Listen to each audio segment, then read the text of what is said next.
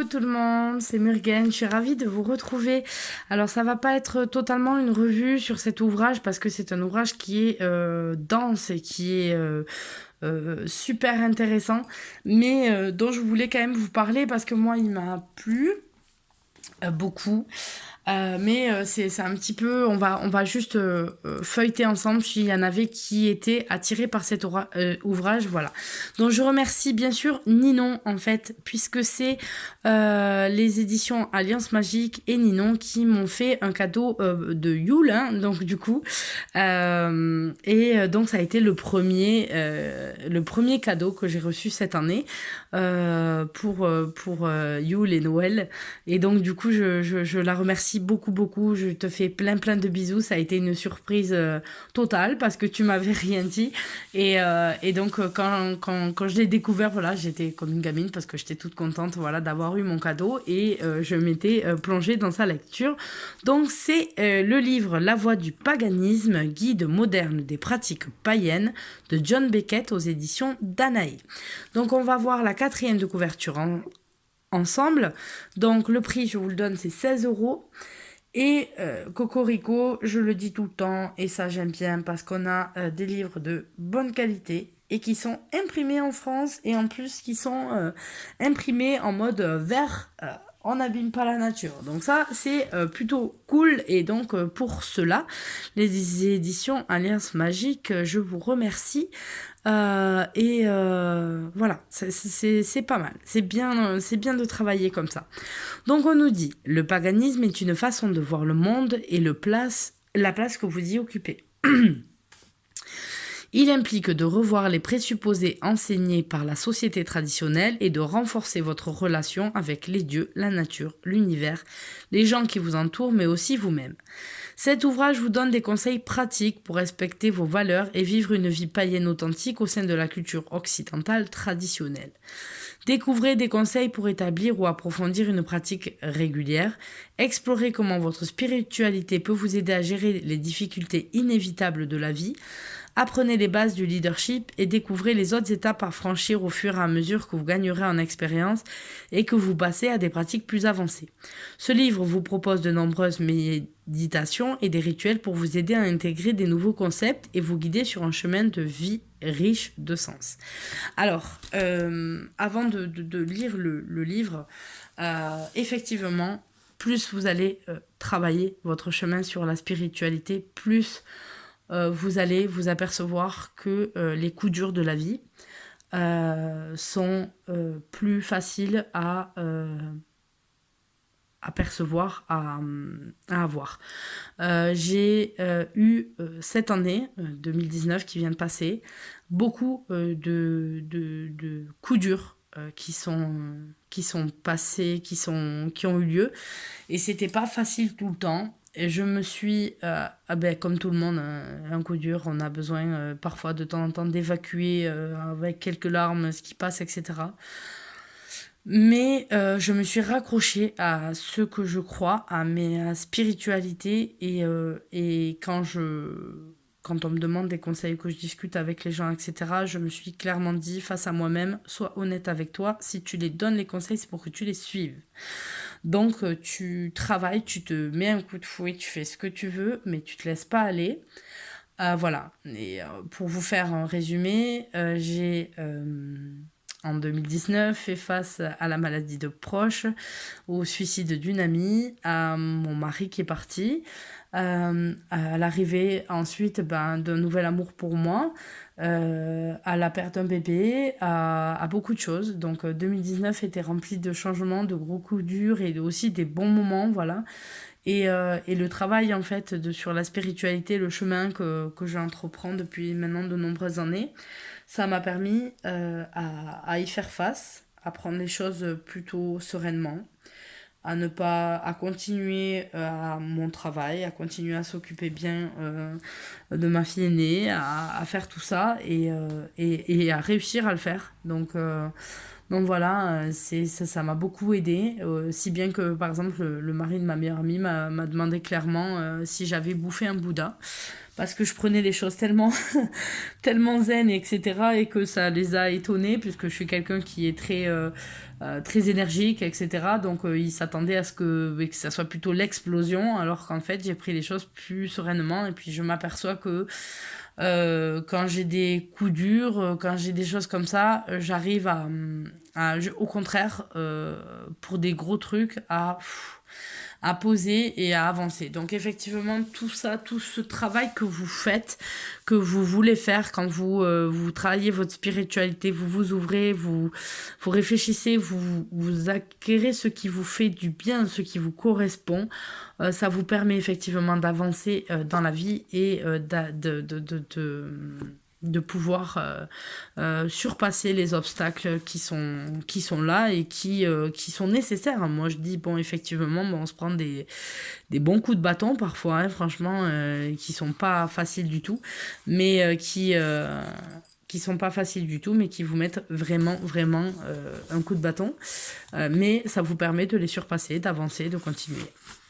Donc, on va avoir tout un sommaire, vous voyez, bien détaillé. Les remerciements, les avant-propos. Et donc, on va nous dire quoi? On va avoir une introduction qui va placer un petit peu où on en est. C'est-à-dire un petit peu qui va venir traiter, venir voir dans quoi on est, dans l'introduction, dans les influences qu'on a depuis qu'on est petit. Donc ici, on est dans un monde occidental. On est dans des traditions, la plupart du temps, judéo-chrétiennes, ou qu'on va retrouver dans plusieurs éléments, qu'on retrouve dans beaucoup de choses. Donc ça fait partie de l'histoire, ça a été comme ça. Et forcément, en fait, on nous inculque dans certaines façons, dans d'autres, d'avoir des visions des choses. On n'est pas forcément d'accord, hein, mais on grandit en fait dans cette tradition. Donc moi par exemple, j'ai grandi dans une tradition chrétienne que je ne rejette pas, je ne la rejette pas. Je rejette en même temps aucune religion en fait, tout simplement, puisque tant qu'elle fait du bien, quand on l'utilise pour faire le bien et que ça peut faire du bien à des gens, parce que c'est leur spiritualité qu'ils ont choisie, bah, il faut qu'ils le fassent. C'est très bien. Ça, moi, je ne vais pas rejeter. Maintenant, après, par le développement qu'on peut avoir, on peut se poser des questions. C'est très bien de se poser des questions, savoir réellement ce dont on a besoin, ce qu'on ressent, ce pour lequel on se sent proche, qu'est-ce qu'on aimerait, comment, voilà, toutes ces questions en fait qui viennent, en fait, c'est très très bien. Essayez de vous connaître, c'est très bien. On se connaît jamais vraiment totalement, hein, mais voilà. Essayez comme ça de faire ce travail. Donc on va avoir ces fondations-là ensuite du coup dans le chapitre 1 avec les origines de la religion, les religions, comment elles se forment, comment on sait, comment on se pose. Voilà, c'est toutes ces questions en fait qui vont avoir les croyances, la pratique, l'expérience. Voilà, ça va être toutes ces choses-là on va réfléchir, qui vont nous amener à nous réfléchir pour poser les fondations dans lesquelles on est. Donc c'est très très intéressant. Vous avez ensuite comment on va, du coup, une fois qu'on a toutes ces influences, qu'on a reçues, qu'on en a fait le tour, qu'on comprend un petit peu, comment on va travailler pour être dans le paganisme contemporain, donc c'est-à-dire qu'est-ce qu'on va trouver en commun, qu'est-ce qu'on va trouver de différent, quelle est notre place par rapport à ça, comment on se place, comment on peut pratiquer, comment on peut s'intégrer en fait tout simplement dans un monde où on n'est pas du tout, effectivement on voit beaucoup, ne serait-ce que des influences de la route d'un nez, des influences celtes, etc.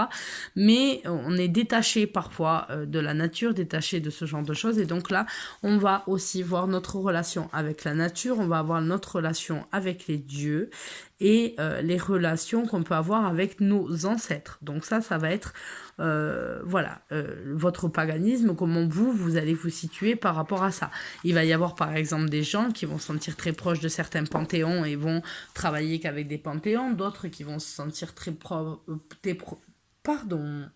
très proches des anges vont vouloir travailler avec tout ce qui est angéologie, d'autres qui vont travailler plus avec l'énergie des ancêtres. Tout ça, c'est propre à ce que vous ressentez et ce dont vous avez besoin.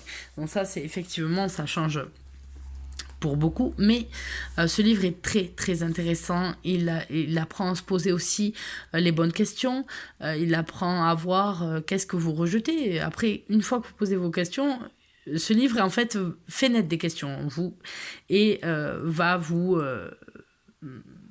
apprendre à vous cerner un petit peu en fait. À vous apprendre à vous cerner pour mieux vous situer en fait, mieux vous cadrer. C'est pas le livre qui vous cadre, hein, c'est vous-même qui allez le faire. Donc voilà, donc on parle de la société aujourd'hui. Une fois qu'on est là, on passe dans la deuxième partie qui va être plutôt la pratique. Comment on va pouvoir pratiquer? Qu'est-ce qu'on pratique? On fait la prière, on fait de la méditation. Qu'est-ce qu'on peut faire? Quelles sont les différentes pratiques qu'on va retrouver dans le paganisme? Parce que ça veut pas dire que parce que vous êtes dans le paganisme, vous pratiquez du tout. Hein. Pas du tout. Chacun fait à sa façon. On est libre et c'est ça qui est beau. Chacun peut faire comme il l'est. C'est pas parce que quelqu'un va faire autre chose que ça sera mal. Ça sera sa façon de voir. Voilà. Donc ensuite vous avez les autels et ensuite la foi, la peur, les croyances en fait, l'éthique. Quelles sont les règles qu'est-ce qu'on va respecter, comment on va se limiter,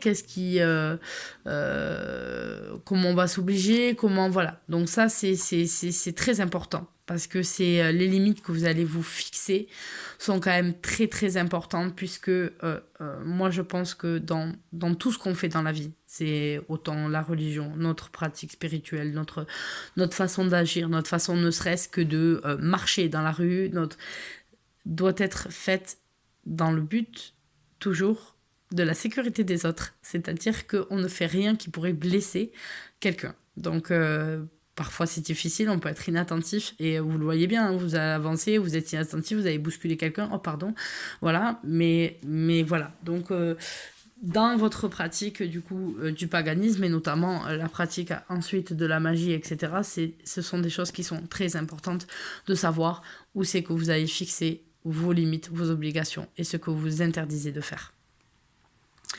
Et c'est très très important pour vous aussi, de façon à ce que vous appreniez comme ça à savoir faire le point et à vous conforter à ce qui est pour vous, qui est bon pour vous. C'est-à-dire que si vous dépassez, vous dites mais ça me correspondait pas, ça va faire naître quelque chose de pas bon. Il faut vraiment que vous sachiez, comme ça vous êtes honnête envers vous-même. Donc, on va voir la magie, quand ça échoue, comment ça se passe, comment je mets en place un rituel. Il va y avoir ça. Ensuite, quand il y a des moments où on est pas trop bien, on sait pas trop, etc., on se pose des questions. Donc là aussi, on va en parler.